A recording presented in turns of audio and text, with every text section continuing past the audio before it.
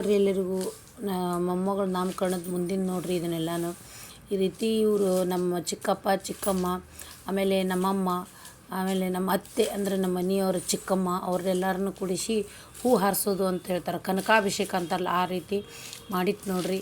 ಅವು ಇಲ್ಲೆಲ್ಲ ಮಾಡ್ಲಿಕತ್ತೀವಿ ನೋಡ್ರಿ. ನಾನು ನಮ್ಮಮ್ಮಗೆಲ್ಲಾನು ಅಂದ್ರೆ ಮೊಮ್ಮಗಳನ್ನು ಮರಿ ಮೊಮ್ಮಗಳು ಅಂದ್ರೆ ನನ್ನ ಮಗಳಿಗೇನೆ ಇದನ್ನು ಮಾಡಿ ಅವ್ರ ಮೇಲೆ ಕೂಡಿಸಿ ಅಲ್ಲೆಲ್ಲನೂ ಈ ಥರ 5 ಸರನೂ ಅವು ಹೂ ತೊಗೊಂಬಂದಿತ್ತು ಬೆಳ್ಳಿ 5 ಹೂ ತೊಗೊಂಬಂದು ಅದನ್ನು ಅವ್ರ ತಲೆಯಿಂದ ಮಗುವಿನ ತಲೆ ಮೇಲೆ ಬಿದ್ದು ಕೆಳಗೆ ಬೀಳ್ಬೇಕು ನೋಡ್ರಿ. ಅವನ್ನೆಲ್ಲನೂ ಈ ಥರ ಹಿಂಗೆ ಮಾಡ್ಲಿಕತ್ತಿದ್ವಿ ನೋಡ್ರಿ. ಅವನ್ನ ಮಾಡಿರ್ತಾರೆ. ಇದು ಒಂದು ಆಶೆ ಇತ್ತು ನೋಡ್ರಿ, ಇದನ್ನು ಮಾಡ್ಬೇಕಂತಾರೆ ನಮ್ಮ ತಂದೆಯವ್ರದ್ದು ಭಾಳ ಆಶೆ ಇತ್ತು. ಅದಕ್ಕೆ ಮಾಡಿದ್ವಿ ನಾವು. ನಮ್ಮ ಅತ್ತೆ ಇದ್ರೂ ಮಾಡ್ತಿದ್ವಿ, ಅವರಿಲ್ಲ ಅನ್ನೋದಕ್ಕೆ ನಮ್ಮ ಮನೆಯವ್ರ ಚಿಕ್ಕಮ್ಮಗೂ ಮಾಡಿದ್ವಿ. ಆಮೇಲೆ ಎಲ್ಲ ಥರದ್ದು ಹೂವಿನ ಪೊಕ್ಳಿ ತೊಗೊಂಬಂದರು. ಅವ್ರಿಗೆ ಎಲ್ಲನೂ ಹಾಕ್ಲಿಕ್ಕತ್ತಾರೆ ನೋಡ್ರಿ. ಎಲ್ಲನೂ ಆಶೀರ್ವಾದದ್ದು ಎಲ್ಲರದ್ದೂ ಆಶೀರ್ವಾದ ನನ್ನ ಮೊಮ್ಮಗಳಿಗೆ ಬರಲಿ ಅಂತಂದು ಹೇಳಿ ಎಲ್ಲರೂ ಮಾಡಿತ್ತು. ಈ ರೀತಿಯಾಗಿ ಎಲ್ಲ ಇದು ಮಾಡ್ತು. ಆಮೇಲೆ ಊಟ ಮಾಡಿತ್ತು, ಊಟದ ಅಡುಗೆ ನೋಡ್ರಿ ಐಟಮ್ಸು ಈ ರೀತಿ ಎಲ್ಲನೂ ನಾನು ಅಡುಗೆ ಐಟಮ್ಸ್ ಮಾಡಿಸಿದ್ದೆ ನೋಡ್ರಿ.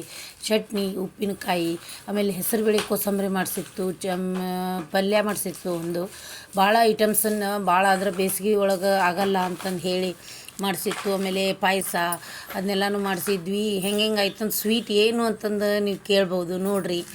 ಅಂದ್ರೆ ಡಿಫ್ರೆನ್ಸಾಗಿ ಒಟ್ಟು ಒಂಥರ ಎಲ್ಲ ಸ್ವೀಟು ಮಾಡಿಸಿದ್ವಿ. ಇದನ್ನೂ ಒಂದು ಬೇರೆ ಮಾಡಿಸೋಣ ಅಂತಂದು ಹೇಳಿ ಅನ್ನ ತವಿ ಮಾಡಿಸಿದ್ವಿ ಮೊದಲಿಗೆನ. ಇದೆಲ್ಲನೂ ಅಂದ್ರೆ ನಮ್ಮ ಕಡೆ ಪದ್ಧತಿಯೊಳಗೆ ಈ ಥರ ಅಡುಗೆ ಊಟದ್ದು ಇತ್ತು ಅಲ್ಲ ಅಂತಂದೇಳಿ. ಆಮೇಲೆ ಅನ್ನ ಹುಳಿ ಪಲ್ಯ, ಆಮೇಲೆ ಮೋಹನ್ ಲಾಡು ಮಾಡಿಸಿದ್ವಿ.